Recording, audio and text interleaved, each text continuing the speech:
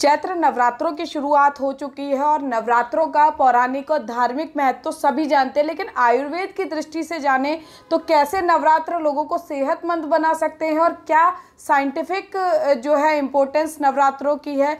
हमारे साथ आयुर्वेदिक विशेषज्ञ डॉक्टर कुमार मौजूद है लाइफस्टाइल सेंटर से, और तमाम अवार्ड से नवाजे जा चुके हैं और आयुर्वेद में काफ़ी एक्सपर्टीज़ हासिल किए हुए हैं।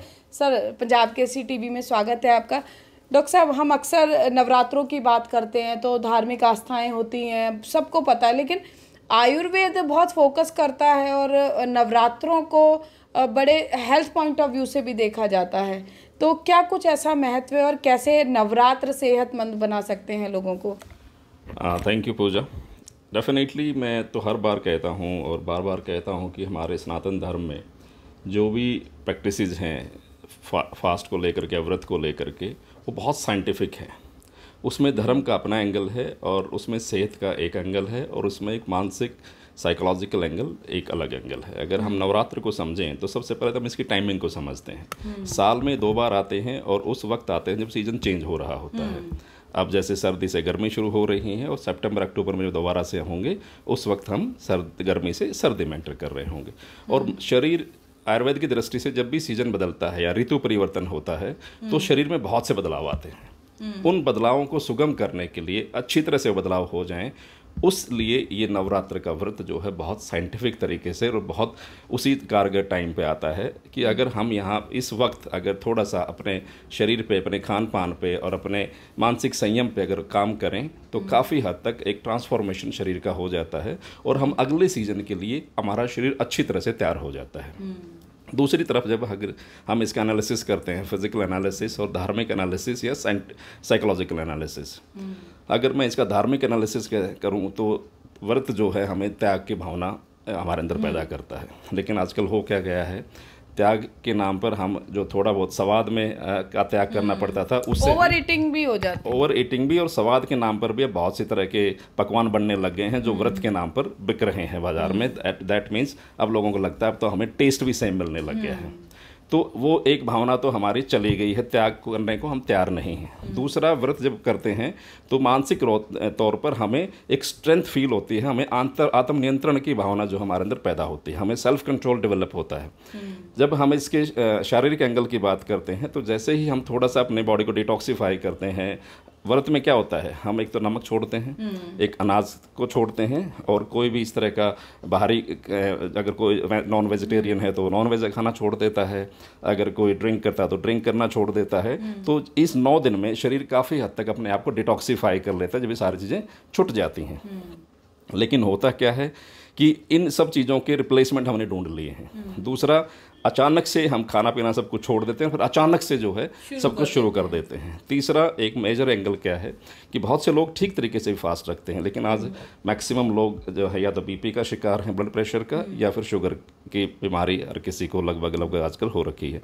जब हम नमक कम कर देते हैं खाने में से तो लोगों का अचानक से बीपी लो रहना शुरू हो जाता है और लोग सेम मेडिसिन खा रहे होते हैं और उधर से डाइट में चेंज आ गया। तो ऐसे लोगों को मैं सजेस्ट करूँगा कि जब आप नमक छोड़ देते हैं तो बीपी आपका नेचुरली नीचे आ जाएगा। तो एक बार अपने डॉक्टर से ज़रूर मिलने, हो सकता है आपको इन दिनों में आपकी डोज को रीसेट करना पड़े। Same with the diabetic people, जब आप अनाज खाना, खासकर गेहूं खाना छोड़ देते हो तो शुगर भी काफ़ी हद तक नियंत्रण में आ जाती है। और अगर आप सेम डोज या सेम दवाई खाते रहेंगे तो हो सकता है कि लो शुगर आपकी हो जाए और आपको कमजोरी फील हो। तो ऐसे मॉनिटरिंग ज़रूरी है। मॉनिटरिंग, खासकर शुगर और ब्लड प्रेशर के पेशेंट के लिए मॉनिटरिंग बहुत ज़रूरी है, अगर वो फास्ट रख रहे हैं या व्रत रख रहे हैं तो शारीरिक, धार्मिक और मानसिक तीनों ही एंगल पर इन नवरात्रों का बहुत ज़्यादा महत्व है। अगर इसको टेक्निकली हम समझें और टेक्निकली इसको फॉलो करें तो डेफिनेटली हम आने वाले 6 महीने के लिए अपने शरीर को हेल्दी बना सकते हैं। सिर्फ 9 दिन की प्रक्रिया नहीं है, ये आने वाले 6 महीने की तैयारी है। डॉक्टर साहब, वात पित्त पर भी कोई असर पड़ता है नवरात्रों का? डेफिनेटली, देखिए जब सर्दी होती है तो सर्दी में कफ प्रवृत्ति हावी रहती है। कफ प्रवृत्ति हावी जानबूझ, क्योंकि सर्दी से कॉम्बैट करने के लिए, लड़ाई लड़ने के लिए शरीर को एनर्जी चाहिए। एनर्जी कहाँ से मिलेगी? फैट से। इसलिए कुछ किलो वजन सर्दियों में बढ़ना सामान्य बात है, वो बल्कि हेल्दी क्रिया है। लेकिन जब गर्मियाँ आते आते जो है, गर्मियाँ जो है हमारे पित्त को बढ़ाती हैं। तो पित्त, शरीर जो है नेचुरली कुछ किलो जो फैट या उसने गेन किया है सर्दियों में वो शेड ऑफ होता है और पित्त थोड़ा सा बढ़ता है। तो खासकर सर्दियों में इसलिए लिक्विड ज़्यादा लेने की सलाह दी जाती है। और इसी प्राकृतिक तौर पर भी इसी तरह के फ्रूट या वेजिटेबल्स आपको देखने को मिलते हैं जो वाटरी होते हैं, जैसे वाटरमेलन हो गया, मस्क मेलन हो गया और ऑरेंजेस हो गए, ये सब जो है गर्मियों में देखने को ज़्यादा मिलते हैं, सर्दियों के फूड या फ्रूट से नहीं है। सो डेफिनेटली वात पित्त प्रकृति जो है वो गर्मियों में हावी होती है। जी डॉक्टर साहब, इस अब कोविड गया तो अब मिनी कोविड की दस्तक शुरू हो चुकी है, कई केसेस भी आ रहे हैं, तो आयुर्वेद में को अपनाकर और नवरात्र बीच में शुरू हो गए हैं, तो खान पान में किस तरह का चेंजेस लोग आए कि एक इम्यून सिस्टम हर दूसरा व्यक्ति ये शिकायत करता नज़र आ रहा है, डॉक्टर्स जो है हेल्थ की क्लीन चिट दे रहे हैं कि कोई परेशानी नहीं है, लेकिन फिट फील नहीं कर रहे हैं लोग, तो कैसे आयुर्वेद के जरिए वो ठीक हो सकते हैं? देखिए, जो जनरल वीकनेस है और जनरल इम्यूनिटी है, उसके में 3 चीज़ें आजकल बहुत कॉमनली नोटिस की जा रही हैं। एक विटामिन डी की डेफिशिएंसी, जो आपकी एनर्जी के लिए भी और जो आपकी इम्यूनिटी के लिए भी और आपके जॉइंट्स एंड बोन हेल्थ के लिए भी, आपकी मेंटल हेल्थ और आपकी हार्ट के हेल्थ के लिए भी बहुत ज़रूरी विटामिन है। और 10 में से लगभग 8 या 9 लोगों का विटामिन डी कम है। और उस विटामिन डी की डेफिशिएंसी का लोगों को पता चलता नहीं है, और पेन होता है तो पेन किलर खा लेते हैं, कभी कोई दवा खा लेते हैं, कभी कोई दवा खा लेते हैं, जबकि प्रॉब्लम विटामिन डी की होती है। दूसरा, आयरन डेफिशिएंसी, लोगों में हीमोग्लोबिन की कमी, आयरन की कमी। जब आयरन डेफिशिएंसी, हीमोग्लोबिन लो होता है तो उस वक्त भी इंसान को लो फील होता है, क्योंकि हीमोग्लोबिन जो है वो हमारे ऑक्सीजन को कैरी करता है शरीर में। तो अगर हीमोग्लोबिन कम है तो शरीर की सेल्स को, हमारी डिफरेंट सेल्स को, टिश्यूज़ को ऑक्सीजन कम मात्रा में मिलती है और हमें वीकनेस लगती है। तीसरी deficiency protein. Overall as an country भी हम आयरन और प्रोटीन डेफिशिएंट कंट्री हैं। हमारी डाइट में आयरन और प्रोटीन की मात्रा वैसे ही लो है। तो प्रोटीन भी अपनी डाइट में थोड़ा सा बढ़ाएं। अगर आपको जनरल वीकनेस बनी रहती है तो प्रोटीन, आयरन और विटामिन डी, इन 3 पे मेजर फोकस करें।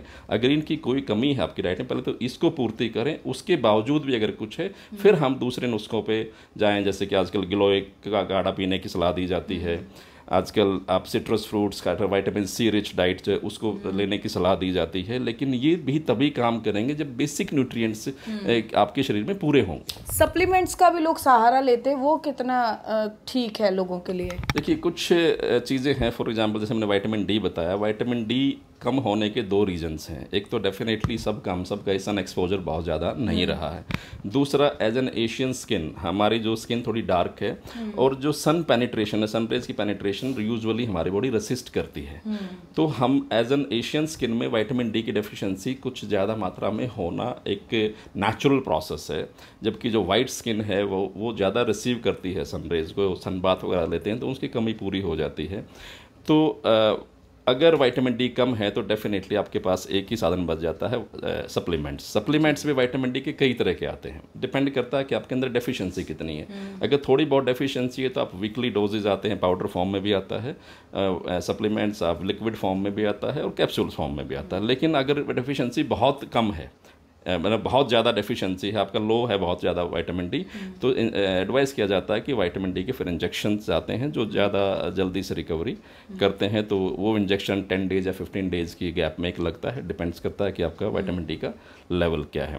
रही बात आयरन की या प्रोटीन की, डेफिनेटली अगर बहुत ज़्यादा कमी है आयरन की या हीमोग्लोबिन बहुत कम है तो डेफिनेटली आयरन टैबलेट्स या फॉलिक एसिड के टैबलेट्स ली जा सकती हैं। नेचुरली भी आप ग्रीन वेजिटेबल्स खा के या स्प्राउट्स वगैरह खा के, दाल वगैरह लेके, या गुड़ का इस्तेमाल, अगर आप डायबिटिक नहीं है तो गुड़ एक बहुत अच्छा रिच सोर्स है, गुड़ चने मिला के आप खा सकते हैं, तो इससे आप काफ़ी हद तक आयरन की डेफिशिएंसी को पूरा कर सकते हैं। प्रोटीन भी, अगर आप वेजिटेरियन हैं तो प्रोटीन, सोयाबीन एक बहुत रिचेस्ट फॉर्म है। आजकल सोया को काफ़ी तरह से लोग यूज़ कर रहे हैं, सोया की भी कई तरह की रेसिपीज़ मार्केट में, जिसको आजकल जो है वेजिटेरियन नॉन वेज कहा जाता है। तो अगर सही कोई प्योरेस्ट फॉर्म अगर सोया की मिल जाती है, जो खासकर सोया प्रोडक्ट्स में आजकल मैदे वगैरह का मिलावट बहुत ज़्यादा देखी गई है, लेकिन अच्छी जगह से अगर आप सोया प्रोटीन लेते हैं तो वो एक नेचुरल है। दूसरा, ग्रीन मूंग दाल है, हरी, आप उसका स्प्राउट्स करके खा सकते हैं। मटर, अगर आपको गैस वगैरह नहीं बनती है तो मटर आप ले सकते हैं, उसमें भी 24% के करीब प्रोटीन होता है। नॉन वेजिटेरियन है तो डेफिनेटली बॉयल्ड एग्स है, chicken, boiled chicken and all, वो आप ले सकते हैं।